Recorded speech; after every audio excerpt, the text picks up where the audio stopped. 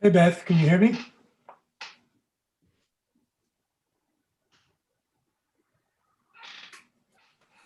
Huh? Hi, yes, Oh, there we are. can hear you. We are live. Live and in person. Yeah. Yeah, all right, hold on a second. I have to get the wording on this.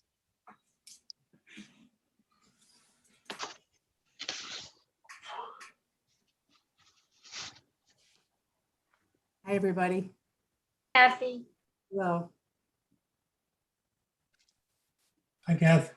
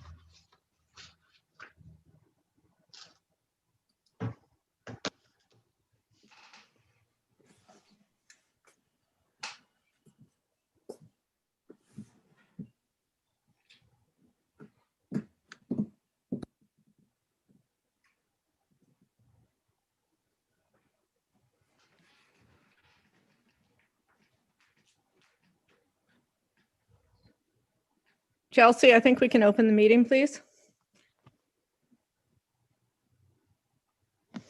Can everyone stand for the Pledge of Allegiance? I pledge allegiance To the flag of the United States of America, and to the to the republic republic for which it stands, as a under God, nation, indivisible, under God, with liberty and indivisible, justice for all. liberty and justice for all. Thank you all. I want to welcome everyone today to our second question and answer session on the Waterfront Zoning Code. Kathy Eisman and Valerie will take us through the majority of the meeting, but I do want to just address a few things. This will be, we introduced the code part of this project on January 27th. So it's been out there now for 4.5 months. This is a question and answer. We have been adjusting and changing the code as we get public input, although public input technically has not opened yet. We've also, our trustees have gone through the code line by line and made changes and adjustments. So this is a very fluid process. And I want to make sure that people realize that that's why we're doing this, and that whether we present the code tomorrow night as code, or 2 weeks from now, or 4 weeks from now, it will have a lot of things. So one of the recent letters has been from the Chamber of Commerce and the Sag Harbor Partnership, and we will address some of those comments and questions today in the meeting. But first, we do have some new faces. Is there anyone who feels they need to hear the entire code again, or do we just have people with some new questions? And if you could, well, first I'll turn it over to Kathy and Valerie if they want to do a preamble, but then we will start with new questions. But if there are people who feel they need to hear the entire presentation again, we obviously can do that, or we can do very specific parts of it. So Kathy and Valerie from Nelson Pope, I turn it to you. Valerie introduced, went through the session last week. As the mayor said, this is part of a normal process. When you're changing the code, it doesn't happen, automatically. You go through different versions of it and you adjust it. And this is a change. So it makes sense to hear from the public, tweak it, and go back. So here we are, and it is May, so it's been a few months since we saw the initial version of this code. And we've talked about that. It is something that has been developed based on a vision for the waterfront area. and a diagnostic study, basically an analysis of the existing zoning code to see where the zoning does not achieve what the vision for the waterfront area is. And so, but today, so we went through in October of last year, we did the vision. In November, we did the zoning diagnostic, and all of these pulled together as basically a planning study and analysis of what needs to be done. And we developed draft code. And as the mayor said, presented it in January. And this, I think, is the third official version that has been posted to the website. There was one in March and then this one in April. So Valerie, you want to take it away? Sure. So the key items of which this particular code accomplishes specifically speak to preservation of public views along the waterfront, continuity of access to the waterfront, encouraging a diversity of scales, and also specifically respecting the historic character of the area, enhancing pedestrian environment, prohibiting any residential uses on waterfront lots and really keeping those residential uses away from the waterfront, requiring public access easements for any buildings that are approved by the planning board for a height bonus on the waterfront. Right now, the maximum base height is 25 feet, and the height bonus would allow up to 35 feet, which is what is allowed today without providing any amenities. And part of the amenities would be this public waterfront access.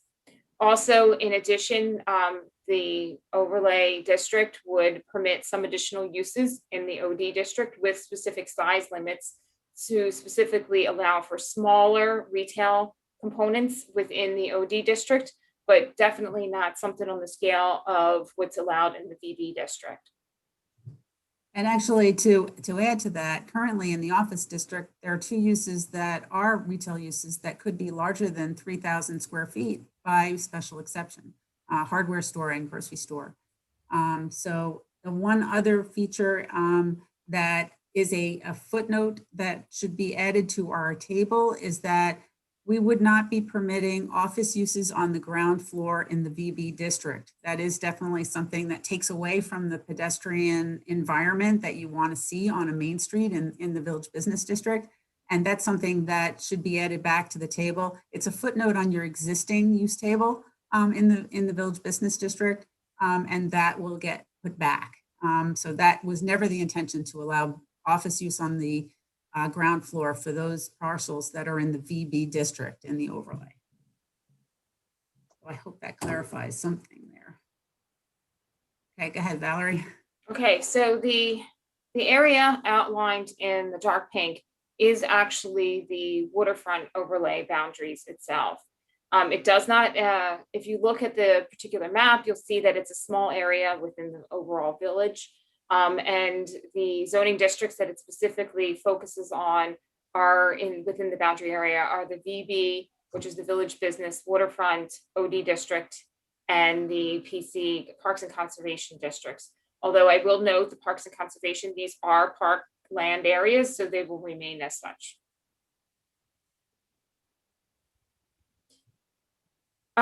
Specifically, the Marine Park and Giant Stenbeck Park, a waterfront park, as noted here, are village parks and will remain.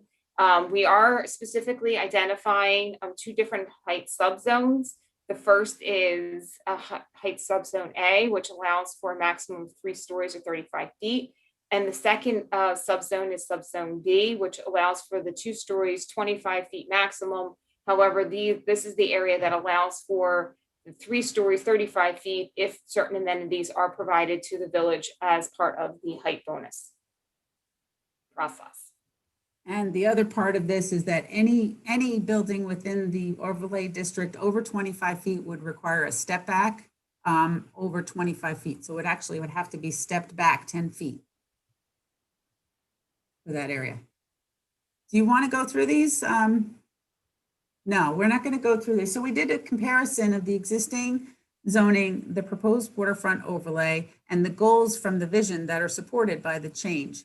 But I think at this time, we might just go through the question and answer. So I could stop sharing my screen because I don't have those handy.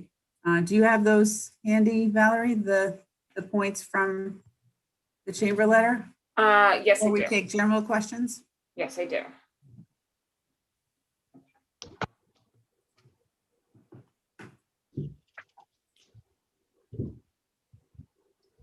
Okay, so the first question that, let me just go to the top, sorry about that. The first dealt with parking.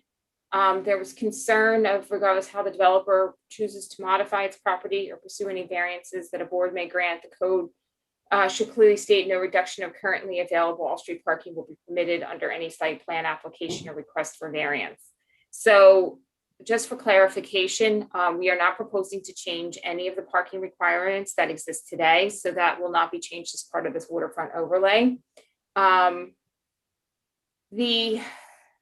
Any applicant before the planning board or the village looking to redevelop under the waterfront or anywhere else within the village can always seek a zoning variance. It's, permitted as of under New York State village law. So that we cannot prevent. However, we just wanted to emphasize that the parking requirements today will remain as is under the waterfront overlay zone. The second comment dealt with the timing. The moratorium should be extended beyond August. I will let that's really more for a village board consideration, but I do know, Kathy, did you want to touch on the Suffolk County Planning Board? Yeah, I'll just say Suffolk County Planning Commission was very supportive of this process.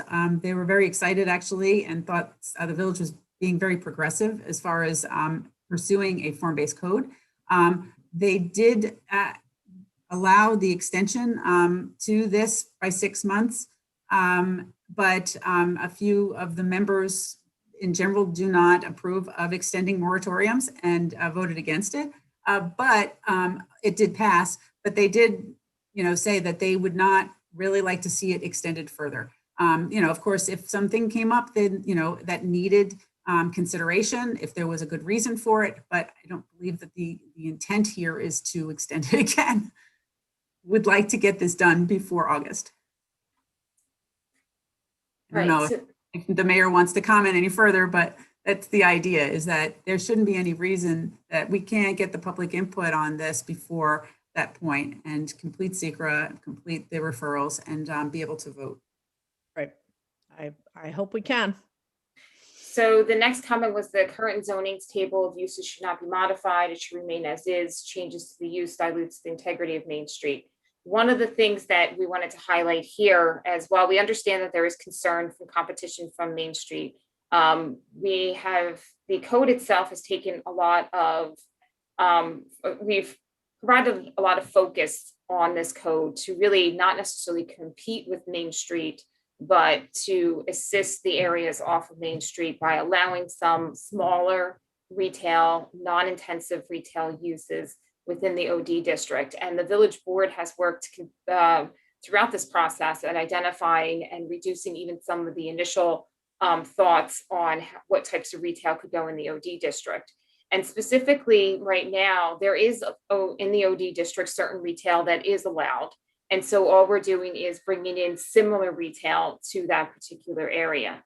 Also, in addition, there are certain minimum or actually maximums that are allowed within the OD district that we think that would not be conducive for the waterfront overlay. And Kathy, do you want to touch upon those a little bit? Do you have that information in front of you?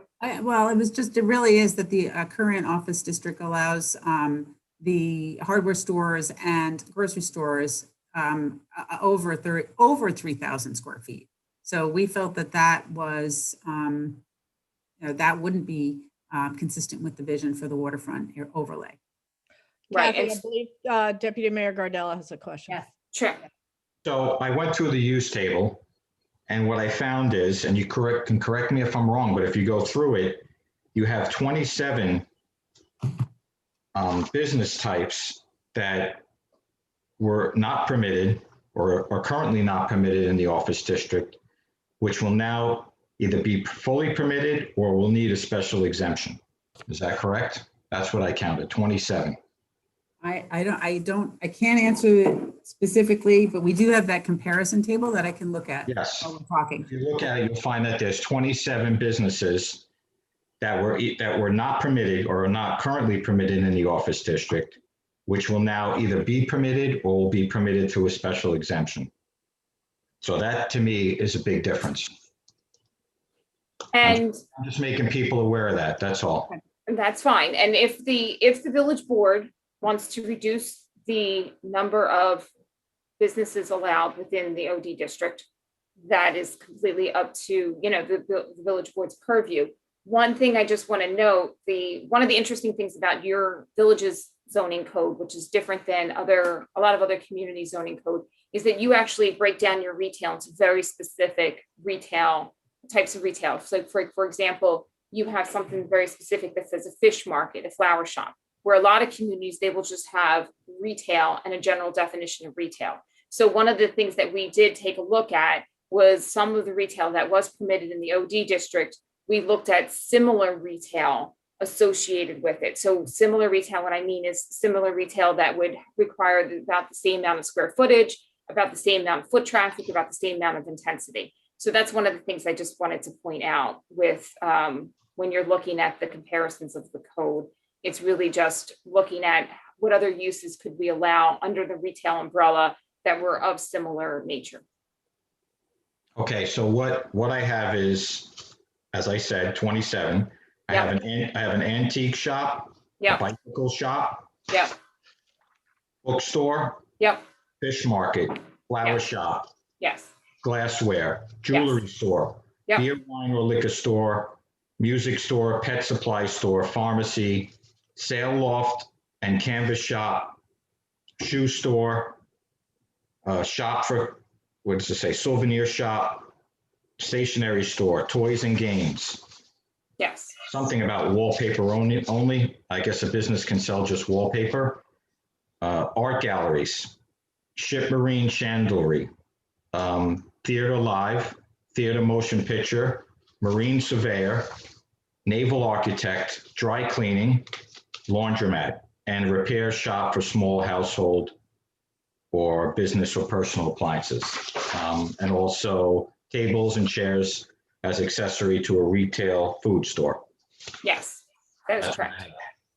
Yes, So those are the terminology for what was not or is currently or is not currently permitted, that in this proposed use table change will be either permitted or permitted under a special exemption. that's correct. I'm just putting it out there, that's all. I will say one thing that we are hearing, and we heard a lot at the Bay Street meeting, was the loss of retail. And as buildings are being built up and retail is being taken out of the 7-Eleven building and perhaps the 2 Main Street building, people are concerned about where that retail is going to go. And I'll tell you what I'm concerned, yeah. I'm we're concerned extremely about lucky housing. that we have a vibrant Main Street with very few vacancies. So it's there is still a balance to be met. We don't know if we're there yet, but there is a balance where we do need some places for some retail to go if we want to keep the retail that we have. Maybe we don't. I don't know. I'm concerned with housing for our young people, affordable housing. I'm not saying that the office district is a place to put it, and I'm also not ruling it out. But that is my main concern.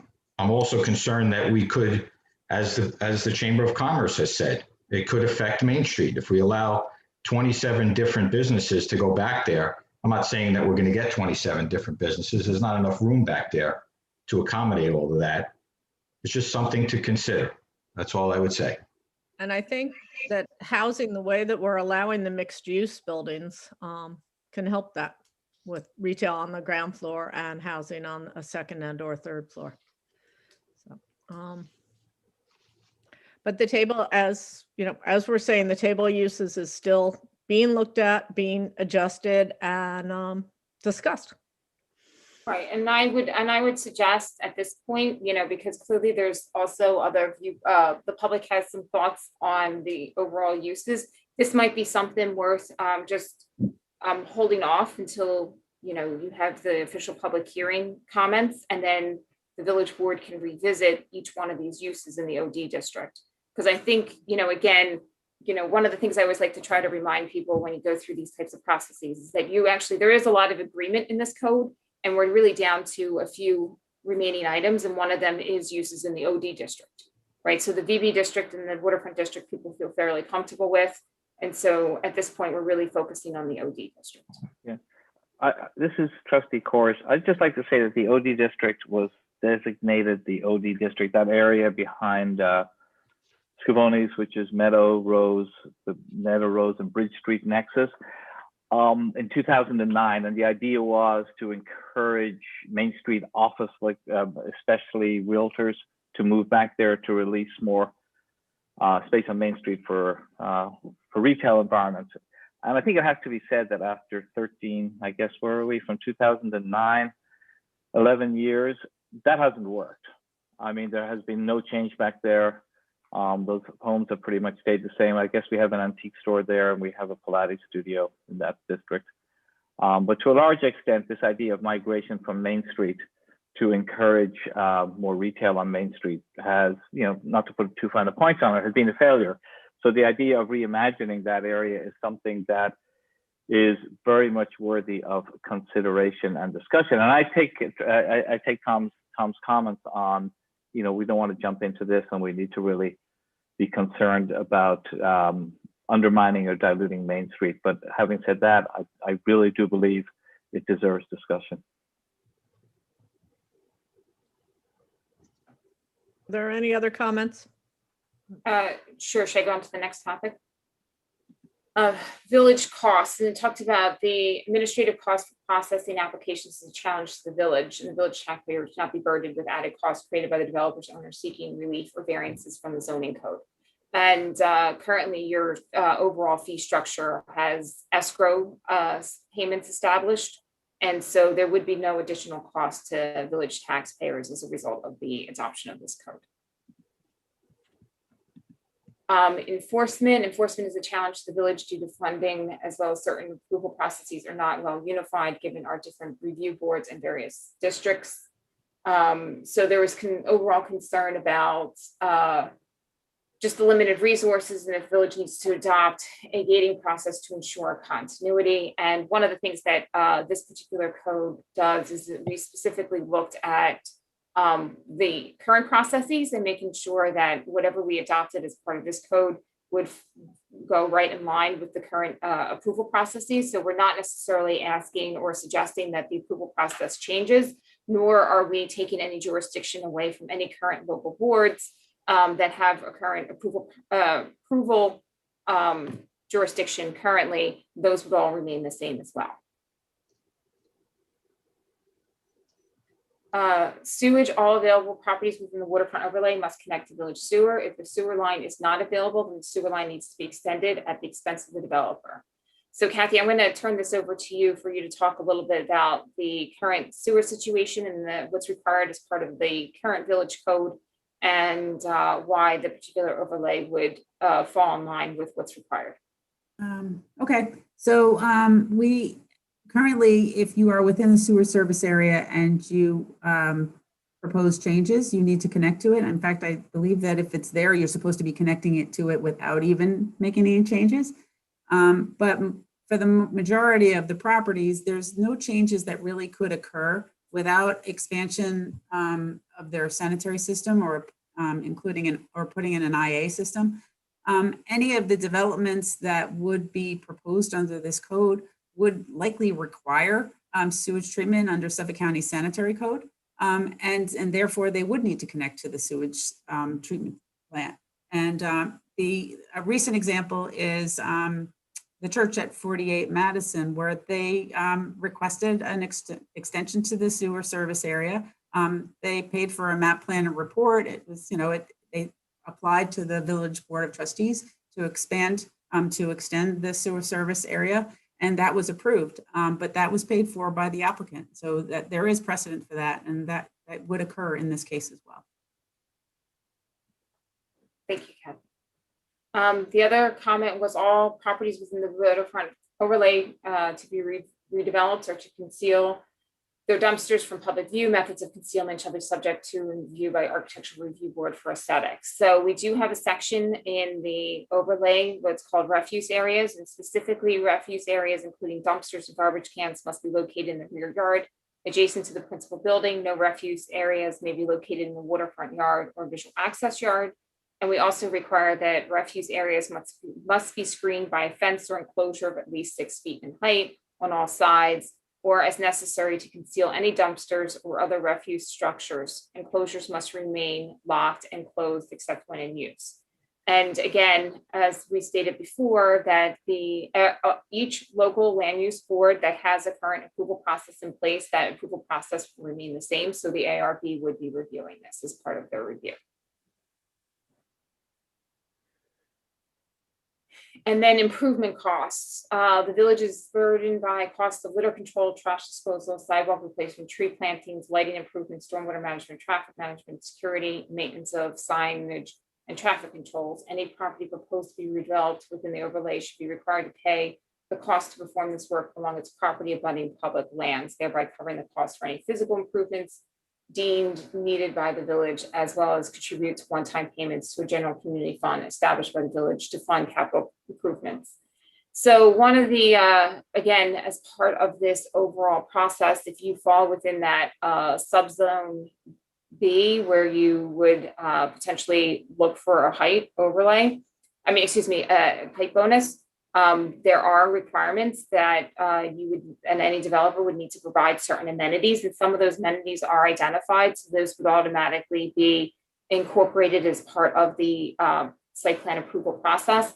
But in addition, stormwater management, lighting improvements, tree replacement plantings, there's a lot of supplemental standards within the code in section 3.3, which specifically identifies landscaping, parking, pedestrian facilities, mechanical equipment, and really focuses on trying to provide those improvements to the village itself. And then lot coverage. This is another one that I think has received a lot of public comment. Lot coverage from any property redevelopment should not be greater than the current percentage of lot coverage. So we wanted to take a couple minutes to talk a little bit about that. Right now, the current code requires the same amount of lot coverage for any waterfront property in the VB and OD district. What it is recommending is an increase of 80 to 80%, so from 70% to 80% within the OD and VB district outside of the waterfront property areas. However, after review of this comment, as well as some other public comments, if the village board would like to reduce that and to keep the lot coverage the same in the VB and the OD as is currently there, it really is not going to be, it's not really going to have that much of an effect on the overall application of the code. Really, a lot of this code is really focused on design elements and not necessarily specifically overall density of a lot. The one other zoning district that does have the lot coverage that is different than what we're proposing is different than what exists is the Waterfront District. Right now, the Waterfront District allows for 40% lot coverage or building coverage, and what we were proposing as part of this was going to be 70% building coverage. And then that is one that the village board could also consider decreasing, although we would highlight that we wouldn't necessarily suggest decreasing it all the way down to 40% as what's allowed now, because of the fact if you actually look at a lot of the lots, there is some of the building coverage does exceed 40% on a couple of the waterfront and the WF lots, as well as, we're trying to encourage water uses, water dependent uses, maritime uses, and those tend to require much bigger buildings. And so our thought to this was to allow for those bigger buildings to come into the waterfront overlay, especially on those particular properties. Because if you recall, we are not necessarily proposing any major changes to the existing uses for the waterfront lots. We were really trying to encourage maritime uses to remain and also be able to expand. Those are all the comments from the chamber, and those are our responses. I hope that helped clarify things for the board and also the public. Okay, if anyone has questions, you can raise your virtual hand. And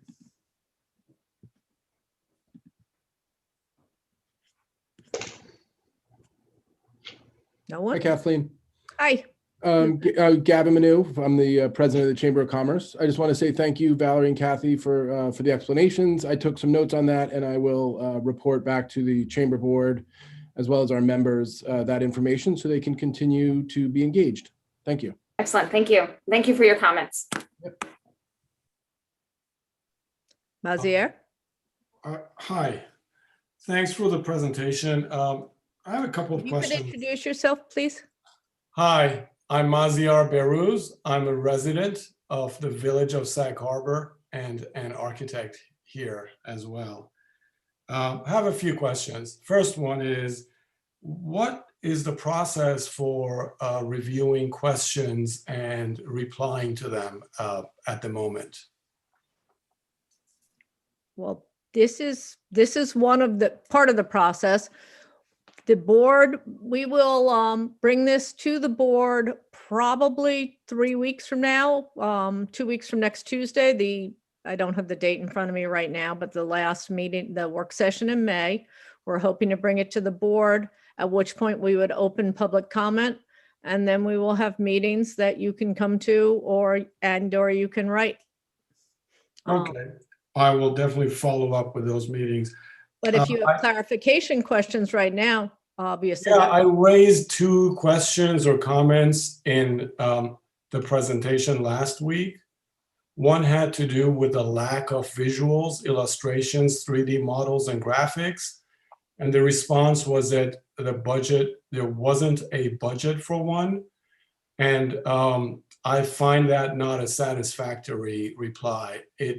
To me, that feels like someone telling me, design our building, we don't have the money for drawings, however. Especially in terms of public commentary, it's very difficult for the general layperson to read through the charts and the lists and outlines that you all have provided. I know that I have my homework to do in terms of reviewing these plans carefully, and I have been doing that, and I will continue to do so. But if the goal is to involve the public, and I think it's incumbent on this board to raise the funds to allow for illustrations and graphics to be generated. Without that, to me, this plan is just not ready for being voted on. And let me give you a case in point.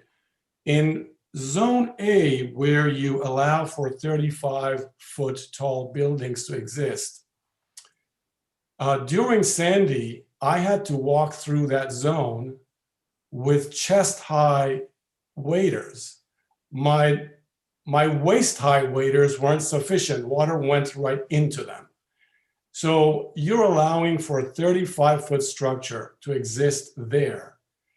Because that's a flood zone, they are allowed to raise their buildings to what's the minimum, the minimum allowable elevation, sea level elevation, which is roughly 10 to 12 feet higher than the parking lot.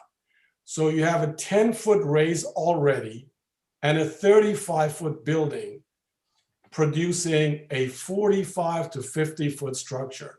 Had you done visual studies of what that would look like, you may have gone back and redone the thinking about that maximum height limitation.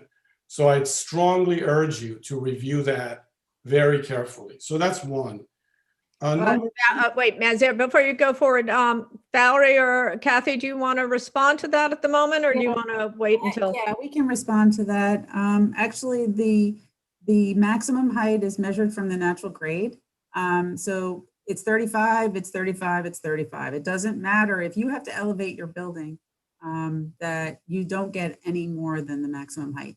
One thing that we did look into, though, is that there are alternatives to raising commercial buildings, you can have flood proofing, and that's provided on the ground floor. And to actually, even with the flood proofing, you could have it behind a display window, so it doesn't feel like a blank wall. There are ways to do it. And so we would be encouraging that rather than having the building raised and having blank wall space. So Well, and that also, is- go ahead. I was going to say, and also in addition to that, we specifically looked at the flood elevations and required from FEMA, and we worked those into our overall calculations for our design elements. So if you look at section 3, you'll note in when they specifically talk about stories, it will say like where a mixed use building is located within a FEMA flood zone, dry proofing is required in lieu of raising the ground floor elevation more than 2 feet above the sidewalk level. So there are very specific design guidelines to address the flood issues within that area. Now, keep in mind that the tallest, most dense zone within your plan is in the most flood prone zone of the village.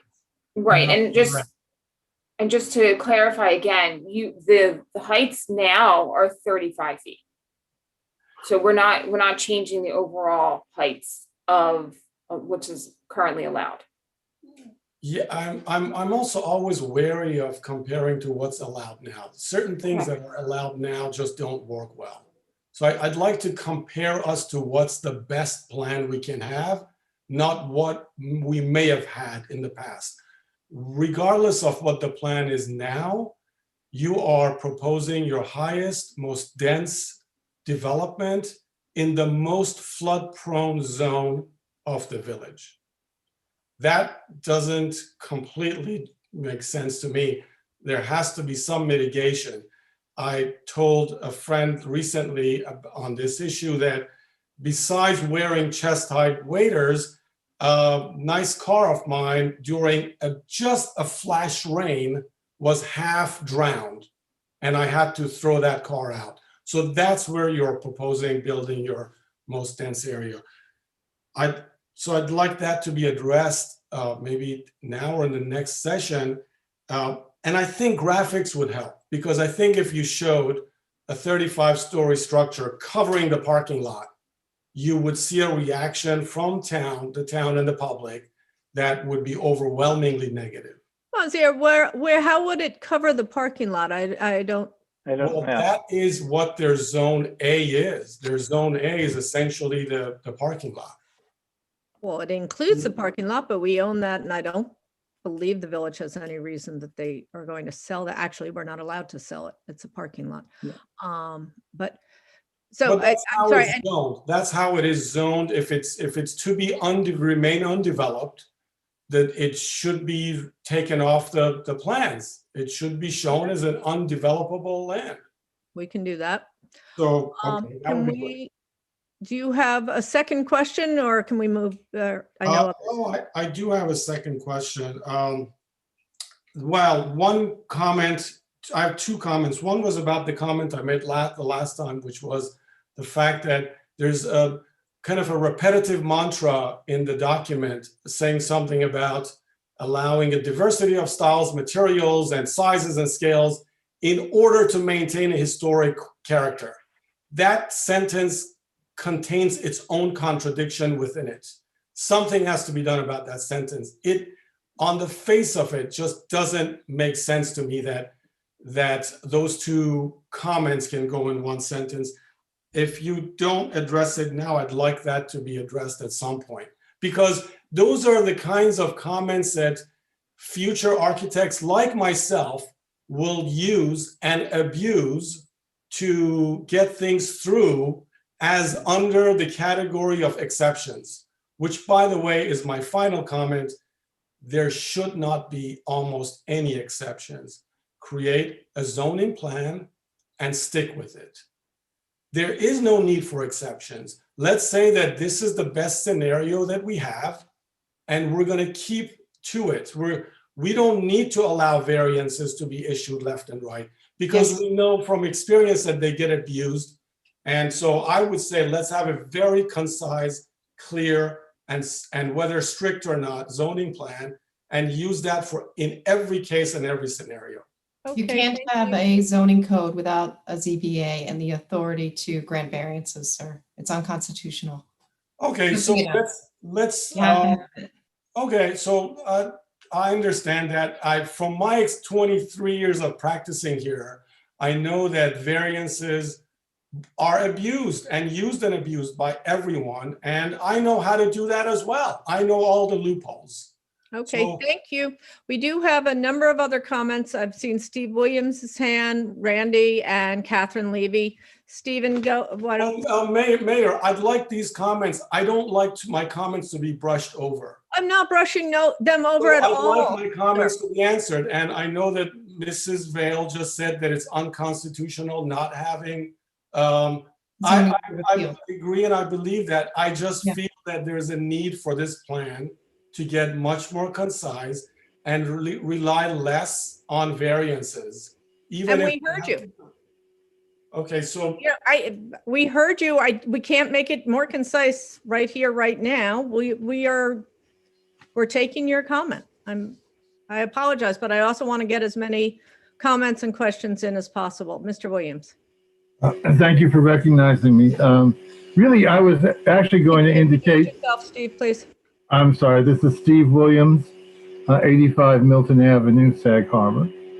I was really trying to indicate some support with Nazir's comments, actually. There is concern, as you know, in my communities and some neighboring communities that zoning variances are given very frequently. What I would like to kind of modify his point, maybe by repeating the mantra he referred to, it gives more emphasis to the opportunity or heightens the opportunity for zoning than we'd like to see in the code. Maybe if it's stated in the mission statement or the opening statement, but not always repeated, and I'm referring to the exception wording, that frequently throughout the document, that it'll just kind of de-emphasize the fact that these opportunities are available. It might be an incremental kind of adjustment, but I understand his point, and I think it could be a significant one. Besides that, I think the plan is going well, and I do appreciate participating in these sessions. Thank you. Thank you. Catherine Levy. And then Randy. I just wanted to say thank you to Maziar for his comments. I think his comments speak to what many of us feel, which is that this plan needs much more than tweaking. It needs to be substantially rethought. So I just want to make one comment about the moratorium issue and then make 3 requests to this board. The first thing about the moratorium issue is, I know what I would argue if I were arguing to Suffolk County about extending the moratorium. The first argument is obvious. Since January, we have been in a COVID lockdown, as evidenced by the fact that we are not having this meeting in a village hall. We are having it on Zoom, which many people find inaccessible. So we are living in an unprecedented time, and a time when it makes public participation in these meetings difficult and it discourages them. That's the first argument for a moratorium. The second argument for a moratorium is that I believe, having lived here for 29 years, Sag Harbor is facing an unprecedented challenge to the integrity of the village with the Bay Street and related projects that are being proposed. Certainly the Bay Street proposal is the largest, most dramatic proposal to change our waterfront that I have seen in the 29 years that I'm living here. So those are 2 very good arguments to make to Suffolk County for extending this moratorium and revisiting this plan. In terms of the plan, there are 3 things that I'd like the board to consider. First of all, it disturbs me and it disturbs many people that in a time of catastrophic climate change, there wasn't one environmental expert on this planning committee.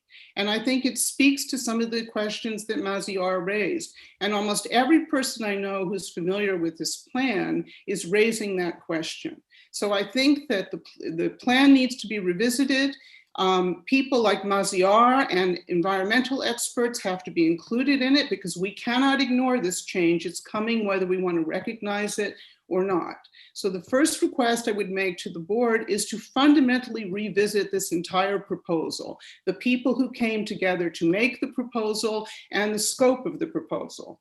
The second request I would make to the board is that you commit today to having much more public meetings, possibly in Steinbeck Park, as a very well-attended meeting was held for people for whom Zoom is not accessible or who are much more likely to come to a public meeting, and have public meetings at times of the day that are actually viable for people. Because I spoke to 6 people who care about this deeply, who could not be here today because it's 3 o'clock on a Monday afternoon. My third proposal, and for me, this is the most important one, although they're all important, is that this board commit to not having a vote on this proposal until after the village elections. To me, it is highly democratic that even such a thing would be considered, because the next election, I believe, will be a referendum on the direction of this village. And we should not have a vote until on the proposal until the voters of this village get to speak their minds about that direction. So I'd like to hear a response to those 3 proposals. Catherine, those are proposals, not questions per se. I would like to know if you would consider, here's a question. I would like you to know if you would consider those 3 proposals and commit. We will consider everything that's been said today and last Monday at 6 p.m., which we purposely did an afternoon meeting and an evening meeting so that people could join what makes sense for them. Do you, I'll just narrow it down to one question. Do you commit to not having a vote on this proposal until after the village elections? Catherine, I honestly don't know. I don't even know when we're going to be putting the code on, and then we would have to have 4 weeks of public session. So right now, it's very unlikely that it could possibly be voted on before the election. But that's where that stands. I don't think it can possibly get done before the election. Okay.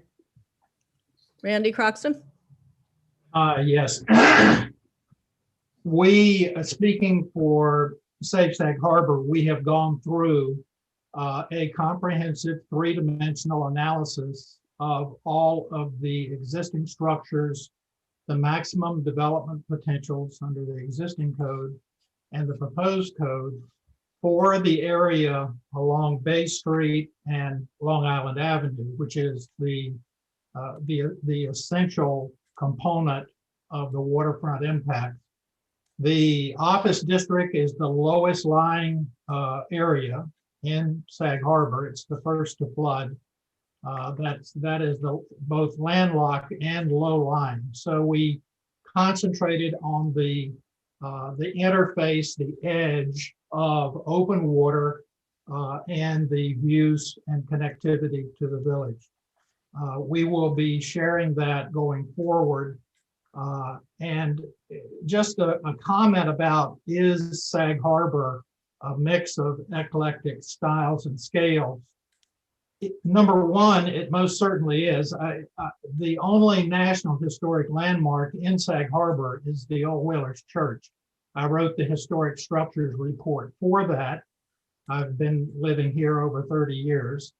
And the mixture of styles is very characteristic of the late 19th century. That was when you had a phenomenal series of changes in styles, and that was when you had the surge of the whaling industry.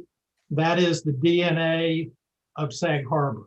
So the constant reference to that in the code is completely appropriate. Right now, there is no clear view about what the actual implications of the code are, given the buildings that exist.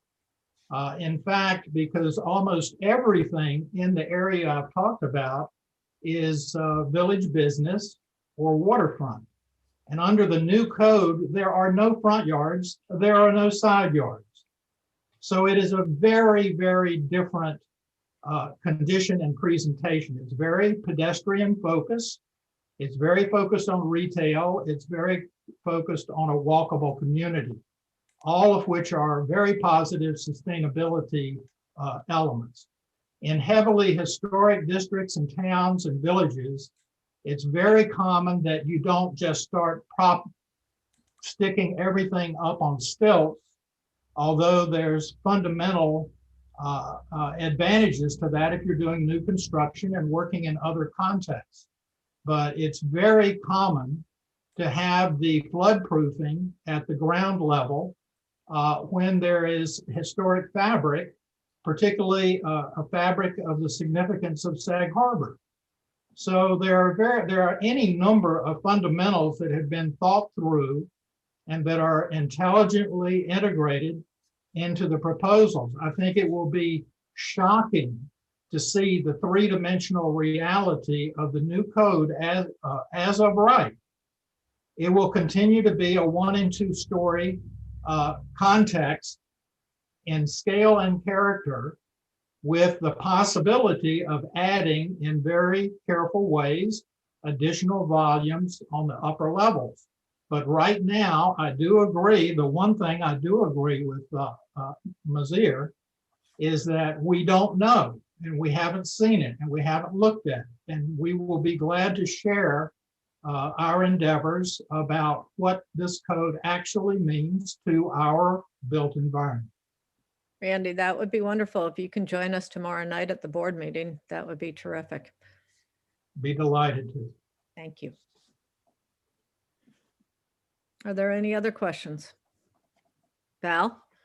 Oh, thank you. I don't have a question per se, but just a comment. As a 30-year village resident and also the third architect to speak this afternoon. So to Mr. Behrus's point, this is what we do for a living. We look at code books, we understand the parameters so we can, arrive at a design solution. And I think the key thing any architect would look at is the flood zone. What flood zone are we working with? So Bay Street and Long Island Avenue are in a zone which would put the first floor roughly elevation 9. So with that being said, you cannot have a basement within the flood zone. And you would have to have that first floor minimum, let's say 2 feet above base flood. So what Mr. Croxton had missed out on, I think the first presentation we had for this was at least 3 months back. And Port Jefferson has an example where you can have flood vent at the grade level so that the building is code compliant. And so in effect, we're not going to see elevated first floors. We're going to see buildings which are slab on grade with flood vent 1 inch per foot. And so I think that mitigates this concern that we're going to see, buildings which are 12 feet out of the ground. It's not going to happen. So the IGA, if you look at the FEMA map, you're going to see immediately that it is in a deeper, it's in a valley, if you will, a pocket. But if it's brought to the correct elevation, it's not going to be a situation where you're walking in waders to get to the stores. So I think that was the first thing that I poked out in the code. It should make reference to an example of flood zone construction, which is conducive to a historic village. And then Mazir, as far as the language, this is what we do for a living. We look for ways to design our buildings. And I think that the key thing here is Sag Harbor is within a historic district. So it conforms to a certain type of architecture. And although there might be some leeway, or I'd say flexibility in how you might interpret, I think that characteristically that sets the tone for the architecture. So you brought up an example of something, if you came to the board with something extremely fast forward in terms of being modern, it's not compatible with the village. It's in a historic district. And I think that is where you can draw the line with the language that you might find open-ended. So my 2 points as an architect. Thank you. Thank you. Do we have any other questions? No? Yes? Yes. Okay. Ms. Oza? Oh. Can you? Hi there. Hi. I guess I'm the 5th architect. Can you introduce yourself? Yes, my name is Nilay Oza. I would like to kind of tie up the conversation. Val brought up some good points. Maziar brought up some good points earlier.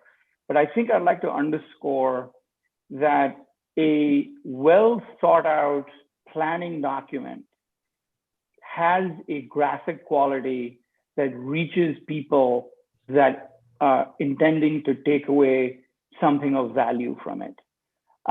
It is oftentimes an aspirational document. It is not a dispassionate report. There are things about planning documents like connecting to the sewer system. I've worked in the village. I know those are very valid and important things to take care of. But this is also a document that is talking about the future of an architectural fabric.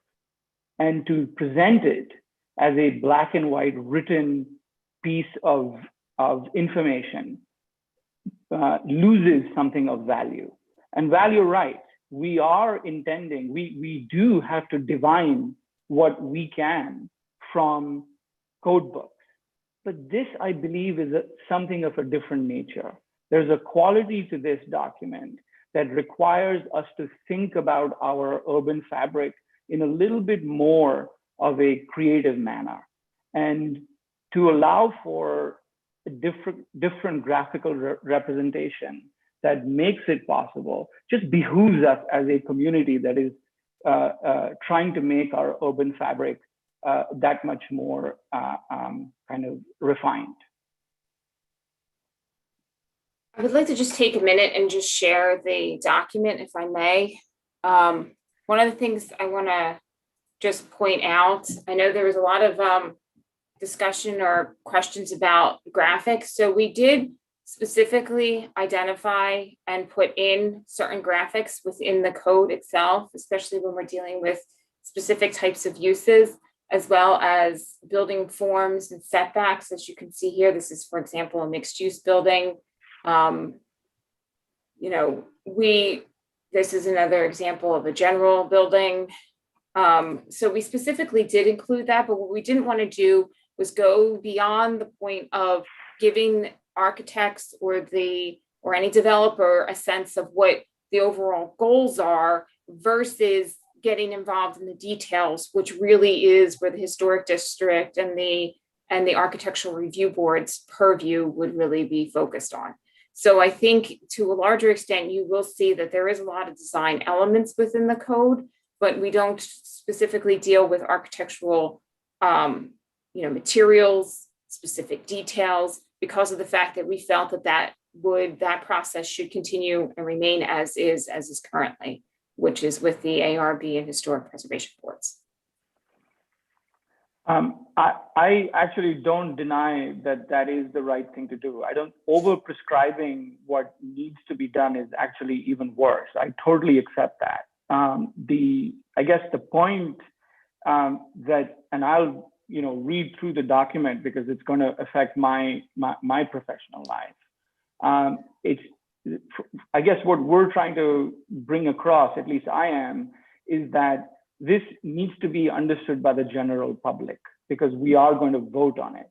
And small diagrams actually help people understand. We spent 10 minutes trying to understand how does the flood level really work? Who's going to understand that if there isn't a guiding anecdote that's in the form of even a caricature that explains this is what that flood height means, so that it is understood by people. I guess that is the broader point at least me as an architect is trying to make here. Thank you. Val. So I would add to that too, and I think the important thing is the graphics, because as we just pointed out, this is not just the waterfront in terms of, okay, you know, development, business usage. It's really, these buildings are being shaped because of code. And because of FEMA code, if a building has to be elevated, it's going to need steps. And now you've got a condition of something that needs to be ADA compliant. So now you've got, if you're 3 feet higher, you're going to have a 30-foot long ramp to access the building. And I think as the building gets taller, it compounds the need for more ways for the public to access these buildings.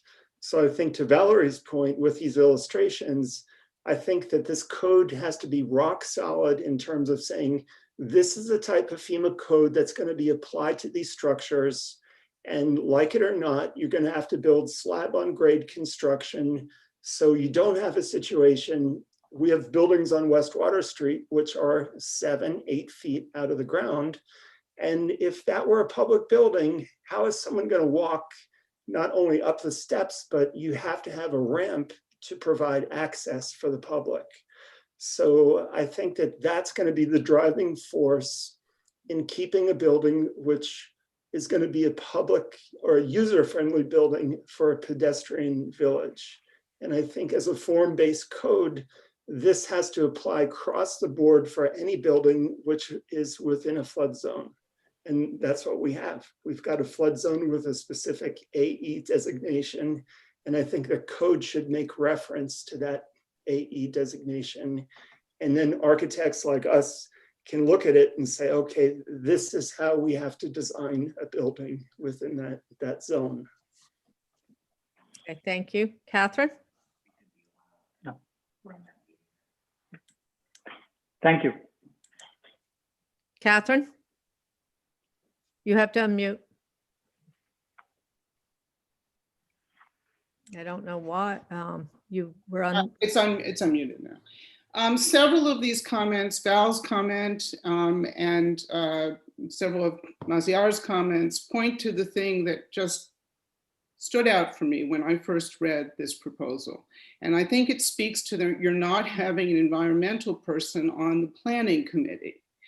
There should have been a fundamental question that the planning committee asked, which is whether we should be building multi-story buildings that close to the waterfront. Obviously, if you're going to have floods, and we are going to have more and more floods in this village and throughout Long Island, you have to think about the ways to accommodate the floods. But the fundamental question for me, and one of the fundamental questions that I believe this proposal doesn't ask, because you didn't have environmental input, is whether 2- and 3-story buildings should be built on Water Street at all, in addition to the ones that are already there.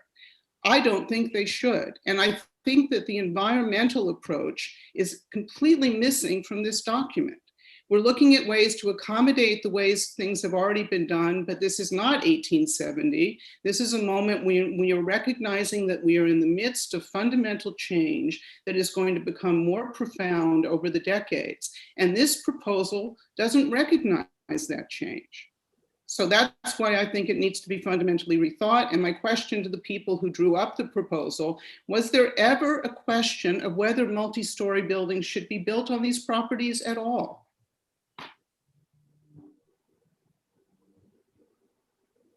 We did take into consideration the flood zones, absolutely.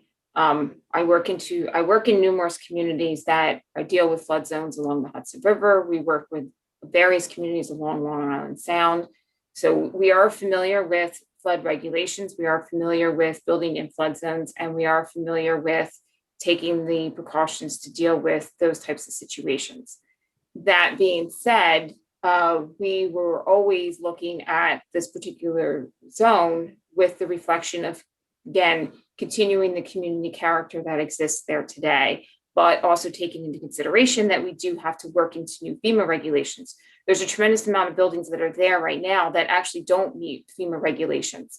And so what we were looking at specifically was making sure that we didn't go above the 35 feet that is allowed today, but that any development would be able to incorporate the issues with the current flood regulations and flood mapping requirements dealing with FEMA regulations as they exist today. So that says to me that that fundamental question that I'm asking you was not asked, whether there should be multi-story buildings in that area at all. I understand what already exists there. I see what already exists there, but it's not necessarily good. So to perpetuate what's bad is not what a new code presumably is being. Well, I mean, I can say this, that having worked in areas, I know areas that have 6, 7, 8-story buildings or more within flood zones. So, it's not, you know, I as a planner, I'm okay with having multi-story buildings within flood zones as long as they're built correctly, knowing that you're going to have to deal with these situations as you continue in the future. It's not a question of it being a flood zone and what is possible to exist in a flood zone. It is what is desirable in a time of profound climate change. And I don't hear that question being asked. It's one of the reasons that many of us feel that this proposal needs to be fundamentally rethought.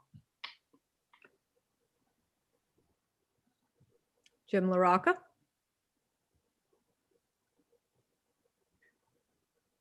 You have to unmute.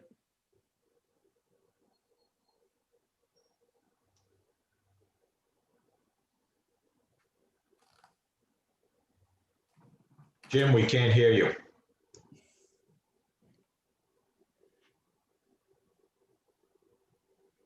Jim, can you not unmute or are you There just? we are. You hear me now? Yes, now we can. Okay, sorry about that. I want to go back to the conversation among the architects a few minutes ago.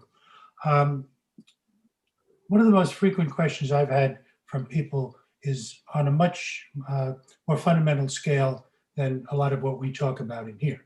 That doesn't mean this is not legitimate. It just means we're not translating perhaps to understanding it for a lot of people.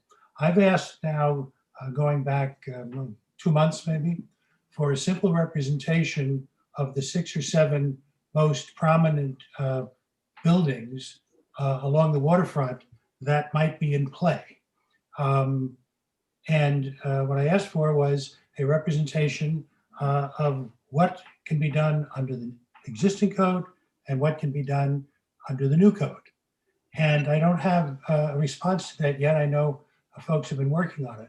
I just want to renew my request. I think it would answer a lot of this discussion, translated into the most simple descriptive language.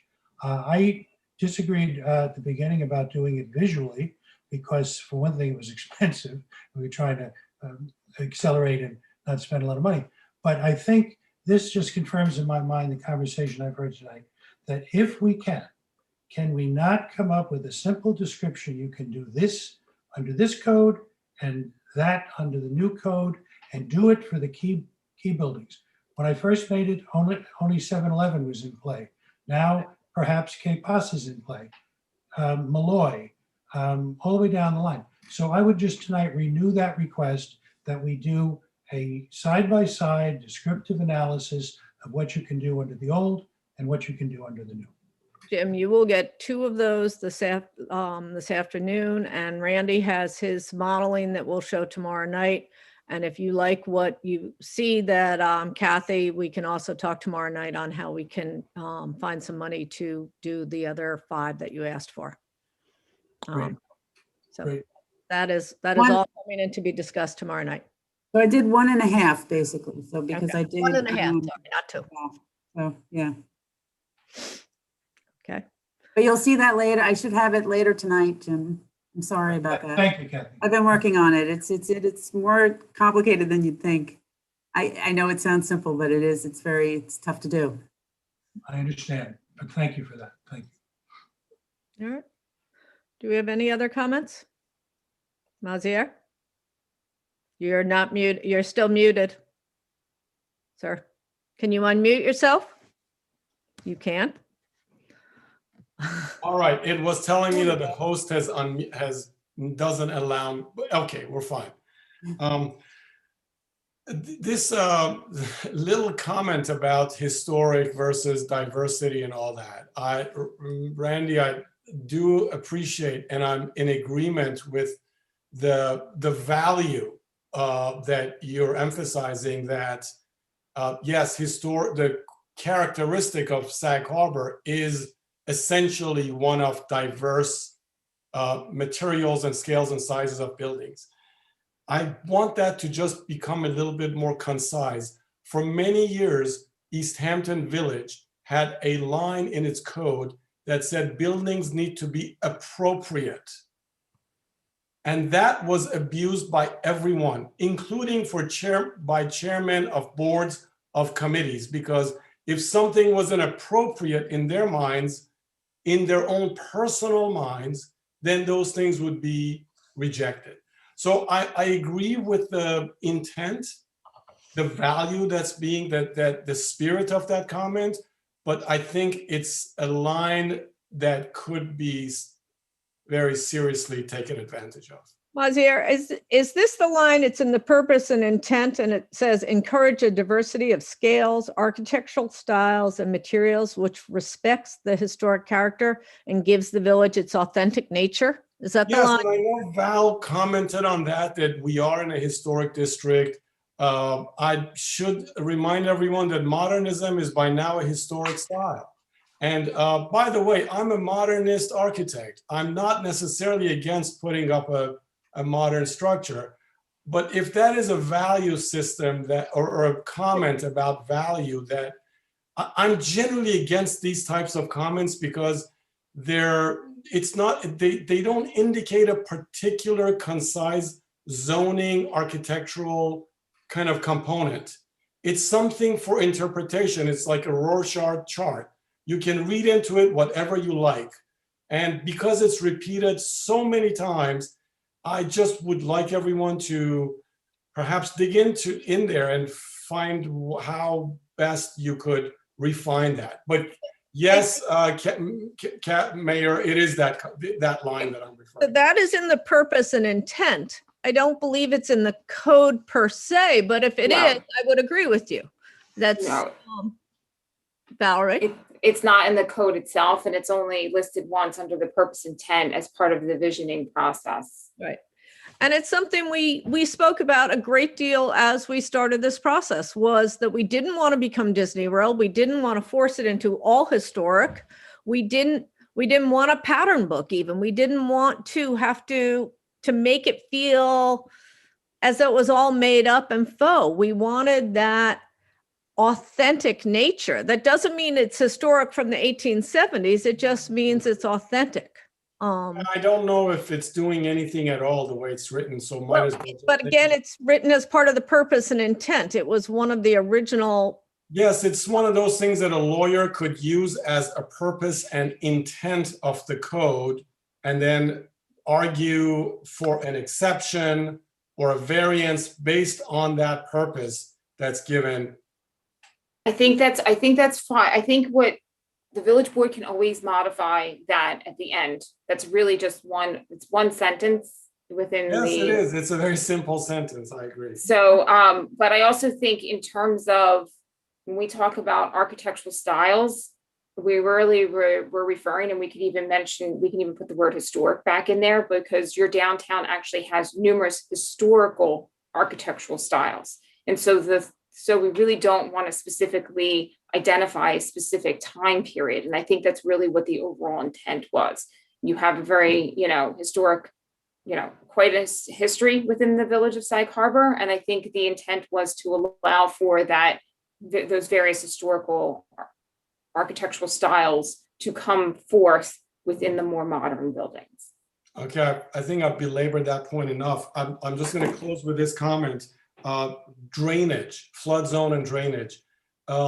Lot coverage of any sort, whether it's 1 story, 2 or 10, will cover the ground that generally is used for drainage.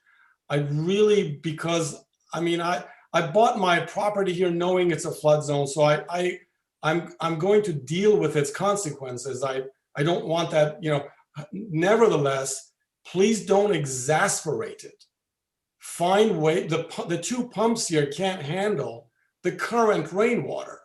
And everything flows down to this parking lot and this area on Spring Street, Bridge Street, Rose Street. And so by covering any ground further than it is covered now, you are reducing for that lot to absorb water and drain naturally. So there should be some diagram, some exploration of drainage, simply that. Let's not even say environmental. It's just water management and drainage. Perhaps there is, I haven't seen it. Okay. I would just comment that as part of site plan approval, every planning board application deals with drainage and having to manage stormwater runoff generated on site. So that would not change. Right. I don't see any other questions. We are pushing an hour and 20 minutes. So thank you all very much. We will have some discussion. And again, Randy, we look forward. We thank Save Sag Harbor for these. We look forward to seeing what you have tomorrow. One sec, Tom. And then, and we will also get the comparisons out. Tom? I just wanted to thank Valerie and Catherine for working so hard on this and, you know, being very gracious and taking my emails that I've sent out and replying, always replying. So I just wanted to say thank you very much for all your work. Thank you. All right. Goodbye, all. We'll see you tomorrow night at 6 o'clock. All right, thanks, everybody. Night. Bye.